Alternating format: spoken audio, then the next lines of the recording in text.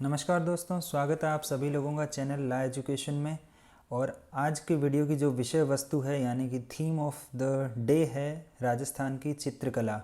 तो इसके पहले इस सीरीज़ में जो हमने 2 वीडियो बनाए थे उसमें हमने राजस्थान के आर्किटेक्चर के बारे में बात की थी यानी कि स्थापत्य कला, और उसके पहले हमने राजस्थान के लिटरेचर के बारे में बात की थी यानी कि साहित्य के बारे में।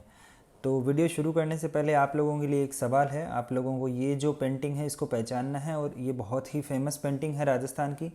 यूपीएससी सन 2018 के प्रीलिम्स एग्ज़ाम में इसके बारे में पूछ चुकी है कि ये पेंटिंग जो है वो किस किस शैली की बनी हुई है।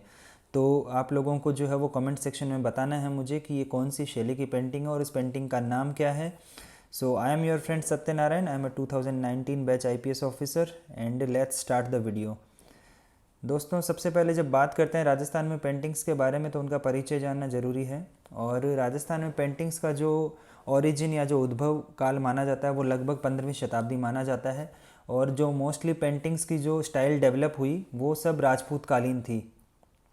तो इसमें भित्ति चित्र यानी कि वॉल पेंटिंग्स, पोथी चित्र यानी कि मिनिएचर पेंटिंग्स, कास्ट पट्टी का चित्र यानी कि लकड़ी की जो पट्टी होती है उस पे चित्र, और लघु चित्र यानी कि मिनिएचर पेंटिंग्स बनाने की परंपरा रही है।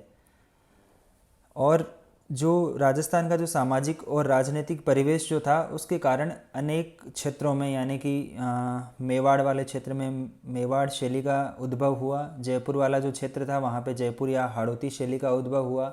तो अलग अलग क्षेत्र का जो परिवेश था, वहाँ की जो रहन सहन और जो खान पान या फिर जो थीम जो होती थी वो डिफरेंट होती थी। इसलिए ये जो शैलियाँ हैं, हालांकि इनमें काफ़ी हद तक समानताएं हैं लेकिन फिर भी इनमें कुछ जो है वो पर्टिकुलर डिफरेंसेस भी हैं जो हम अभी जानेंगे।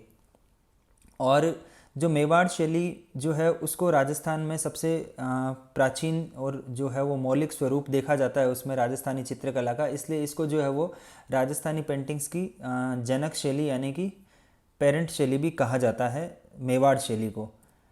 अब मेवाड़ शैली की बात करते हैं। सबसे पहले ये जो आप पेंटिंग देख रहे हैं ये मेवाड़ शैली की पेंटिंग है। दोस्तों, ये जो पूरा जो प्रेजेंटेशन है या जो आज का जो वीडियो है इसमें जो चीज़ें जो है वो सेल्फ एक्सप्लेनेटरी है, यानी कि अगर आप सिर्फ पढ़ेंगे तो आपको पढ़ने से ही पता चल जाएगा, उसमें बहुत ज़्यादा कुछ एक्सप्लेन करने का नहीं है। लेकिन अगर आप वीडियो को पूरा एंड तक देखेंगे तो एक मेमोरी बनती है दिमाग में और उससे जो है वो चीज़ें रिकॉल करने में आसानी होती है, यानी कि एग्ज़ाम में जब आपसे क्वेश्चन पूछा जाएगा तो आप कंफ्यूज नहीं होंगे। तो मेवाड़ शैली जो है वो सबसे प्राचीन है जैसा कि हमने अभी बताया था। और जो मेवाड़ के महाराणा जो अमर सिंह जो थे उनके समय में इस शैली का सबसे ज़्यादा विकास हुआ।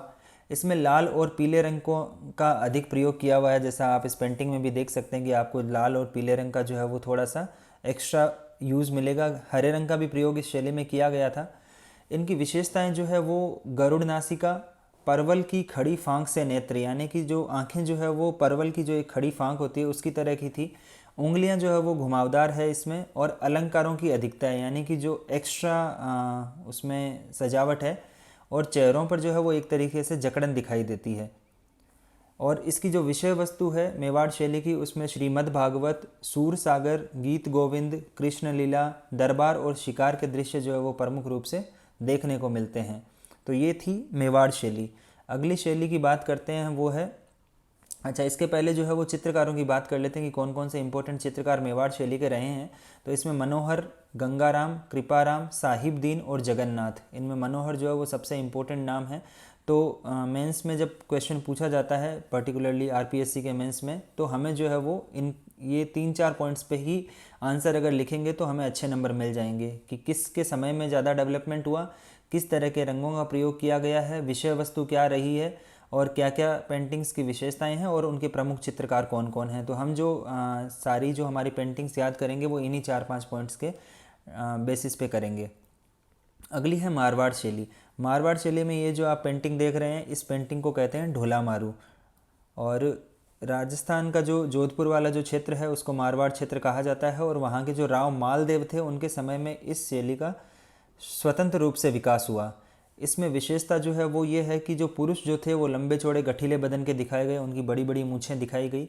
स्त्रियां जो है वो भी गठीले बदन की दिखाई गई है लेकिन उनकी आंखें जो है वो बादामी, और वेशभूषा जो है वो ठेठ राजस्थानी, यानी कि आपको इसमें जो है इस वाली पेंटिंग्स में ठेठ राजस्थानी फील आएगा, फ्लेवर आएगा। और पीले रंग की प्रधानता इस थीम में रही है, इस शैली में रही है। इनकी विषय वस्तु जो है उसमें नाथ चरित्र, भागवत, पंचतंत्र, ढोला मारू, मूमल दे और निहाल दे। फ्रेंड्स कमेंट सेक्शन में कमेंट करके बताइए कि मूमल दे और निहाल दे कौन थी, इनके बारे में आप क्या जानते हैं। ये भी राजस्थान का जो हिस्ट्री है उसमें इम्पोर्टेंट क्वेश्चन है। तो नाथ चरित्र, भागवत, पंचतंत्र, ढोला मारू, मूमल दे और निहाल दे इनकी विषय वस्तु है। और इनके जो इम्पोर्टेंट चित्रकार हैं उसमें वीर जी, नारायण दास बाटी, अमरदास, छज्जू बाटी, किशन दास और कालूराम, इनका नाम इम्पोर्टेंट है। अगर आप इनमें से 2-3 नाम भी लिख देते हैं, जैसे नारायण दास बाटी, छज्जू बाटी, किशन दास, अमरदास भी, तो जो है वो आपका काफ़ी हद तक काम एग्जाम में हो जाएगा। अगली शैली है बीकानेर शैली। तो बीकानेर वाले क्षेत्र में जो शैली डेवलप हुई उसका नाम बीकानेर शैली है। उसमें महाराजा अनूप सिंह, आप जानते हैं कि बीकानेर में अनूप संग्रहालय है। अनूप सिंह जो है वो आर्ट एंड कल्चर के काफ़ी अच्छे पैट्रोनाइज़र थे और वो खुद एक जो है वो बहुत अच्छे कलाकार आदमी थे। तो इनके समय में जो है वो इसका वास्तविक विकास हुआ। इसमें लाल, बैंगनी, सलेटी और बादामी रंगों का प्रयोग जो है वो अधिक हुआ है, या आप पेंटिंग से भी देख सकते हैं। इनकी विशेषताएं ये है कि जो इनमें नायिकाएं होती थी वो लंबी और इकहरी होती थी, यानी कि एक सिंगल बदन की।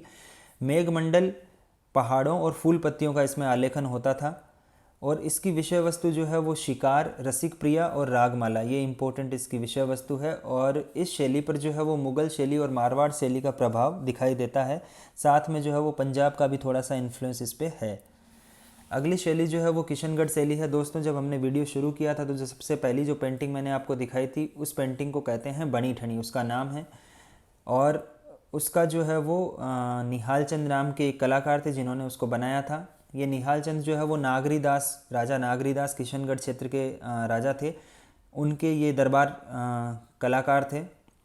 और इनके समय में ही जो है वो किशनगढ़ शैली का सबसे ज़्यादा विस्तार या विकास हुआ है। इसकी विशेषताएं इसमें यह है कि इनकी ठुडी जो है वो उभरी हुई होती थी, आंखें जो है उनकी बनावट खंजनकार है, धनुषाकार भौहें हैं और गुलाबी अदाएं हैं तथा सुरम्य सरोवरों का इसमें अंकन किया गया है। तो बनी ठनी को जो है वो भारतीय चित्रकला की मोनालिसा के नाम से भी जाना जाता है। मोनालिसा वर्ल्ड फेमस पेंटिंग है, पिकासो ने जिसको बनाया था। लेकिन बनी ठनी के जो कलाकार हैं उनका नाम निहाल चंद है। और इसमें इस वाली स्टाइल में कला, प्रेम और भक्ति का जो है वो एक सामंजस्य आपको दिखाई देगा। तो अगर एग्ज़ाम में सिर्फ ये 4-5 पॉइंट आप लिख देते हैं तो आपको अच्छे नंबर मिल जाएंगे। अगली शैली जो है वो जयपुर शैली, या उसको ढूंढाड़ शैली भी कहा जाता है, क्योंकि ये जो है वो जयपुर वाले क्षेत्र में डेवलप हुई। इस वाली जो शैली का जो विकास है वो लगभग 1600 से 1700 ईस्वी में माना जाता है, यानी कि लगभग जो है 17वीं शताब्दी में इसका विकास हुआ। ये जो शैली है इस पे मुग़ल कला का सबसे अधिक प्रभाव है, यानी कि कोई भी शैली जिस पे सबसे ज़्यादा अधिक अगर मुग़ल कला का आप प्रभाव देखेंगे तो वो जयपुर शैली है। इसमें सफ़ेद, लाल, पीले, नीले और हरे रंग का प्रयोग किया गया है। साथ ही एक इसकी अनेक या अनूठी विशेषता है कि इसमें जो है वो सोने चांदी का भी उपयोग किया गया है। और इस प्रकार की जो पेंटिंग्स है उसमें पुरुषों को बलिष्ठ दिखाया गया है, जबकि महिलाओं को जो है वो कोमल दिखाया गया है। इसमें जो इम्पोर्टेंट थीम्स हैं उसमें शाही सवारी, महफिलें, राग रंग, शिकार, 12 मासा, गीत गोविंद और रामायण। तो ये पेंटिंग जो आप देख रहे हैं इस पेंटिंग को 12 मासा के नाम से जाना जाता है, यानी कि इसमें जो है वो सारी ऋतुएं कवर हुई है। 12 मास यानी कि 12 ऋतुएं दिखाई गई है। अब जो बूंदी क्षेत्र में जिस शैली का विकास हुआ उसको हाड़ौती स्टाइल भी कहा जाता है, उसको बूंदी शैली के नाम से भी जाना जाता है। इसमें जो है ये मेवाड़ शैली से प्रभावित थी और राव सुरजन के समय से लेकर इसका विकास शुरू हुआ और उम्मेद सिंह जो है उसके समय तक इसका उन्नति का जो एक तरीके से आप मान सकते हैं कि पीक था, यानी कि इनके टाइम तक ये सबसे ज़्यादा डेवलप हुई। इसमें जो है वो लाल पीले रंगों की अधिकता है। जो पेंटिंग्स हैं उनका कद छोटा है। प्रकृति का जो है वो एक तरीके से सतरंगी चित्रण किया गया है, यानी कि ये जो है पेंटिंग्स ये क्लोजेस्ट टू द नेचर है, यानी कि इसमें जो है वो कुदरत का सबसे अच्छा नज़ारा पेश किया गया है।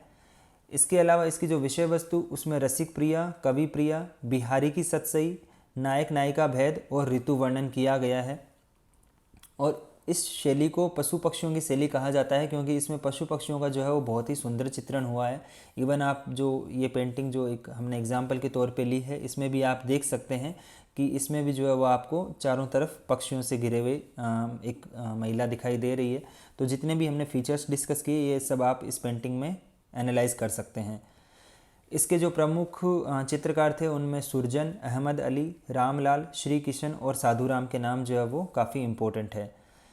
बूंदी से ही लगभग मिलती जुलती जो शैली है उसका नाम है कोटा शैली, क्योंकि कोटा और बूंदी में बहुत ज़्यादा डिस्टेंस नहीं है, इस वजह से कोटा शैली थोड़े से इसमें फीचर्स अलग दिखाई देते हैं। क्योंकि जो बूंदी शैली थी उस पर जब मुग़ल इन्फ्लुएंस आ गया तो वो कोटा शैली डेवलप हो गई, और बूंदी और मुग़ल शैली का इसमें जो है वो समन्वय दिखाई देता है। इसमें स्त्रियों के जो चित्र है वो पुतलियों के रूप में बनाए गए हैं। आंखें बड़ी है लेकिन नाक छोटी है, ललाट बड़ा है, ऊंचे लहंगे हैं और वेणी जो है वो अकड़ी हुई दिखाई गई है। इसकी विषय वस्तु में जो है वो शिकार, उत्सव, श्रीनाथ कथा का चित्रण और पशु पक्षियों का चित्रण किया गया है। तो बूंदी शैली में भी पशु पक्षियों का चित्रण किया गया है और कोटा शैली में भी जो है वो पशु पक्षियों का चित्रण किया गया है। लेकिन पशु पक्षियों की शैली के नाम पर जो अगर आप देखेंगे तो बूंदी शैली को पशु पक्षियों की शैली के नाम से जाना जाता है। अब इस वीडियो में जो आखिरी स्टाइल हम डिस्कस करने वाले हैं वो है नाथ द्वारा शैली। तो राजस्थान का जो नाथ द्वारा क्षेत्र है भीलवाड़ा के नज़दीक, वहाँ पे ये शैली डेवलप हुई थी। और इसकी जो सबसे इम्पोर्टेंट थीम जो है वो है श्रीनाथ जी, जो श्रीनाथ जी की जो पेंटिंग्स हैं, और इन पेंटिंग्स को पिछवई के नाम से जाना जाता है और ये अपनी चित्र विलक्षणता के लिए जो है वो प्रसिद्ध है। तो श्रीनाथ जी की छवियों को जो है वो पिछवई के रूप में दिखाया गया है, इसलिए इनको जो है वो पिछवई पेंटिंग्स या पिछवई चित्रण कहा जाता है। और आप देख सकते हैं कि इसमें जो है वो बीच में श्रीनाथ जी हैं और उसके चारों तरफ फूल दिखाए गए हैं और काफ़ी सुंदर इसका चित्रण किया गया है। दोस्तों, ये हर पेंटिंग का एक एक एग्जाम्पल इसलिए देना उचित था क्योंकि इससे जो है वो एक मेमोरी बिल्ट होती है और आप एग्ज़ाम में जो है वो थोड़ा आसानी से रिकॉल कर सकते हैं। So thank you so much for patience watching of the video till the end, and now I request you to like this video, share it with your other friends who are preparing for the exam, whether it is RPSC और UPSC, क्योंकि जैसा कि मैंने video के शुरू में बताया था UPSC भी जो है वो आर्ट एंड कल्चर में इस तरह के क्वेश्चन पूछ लेती है।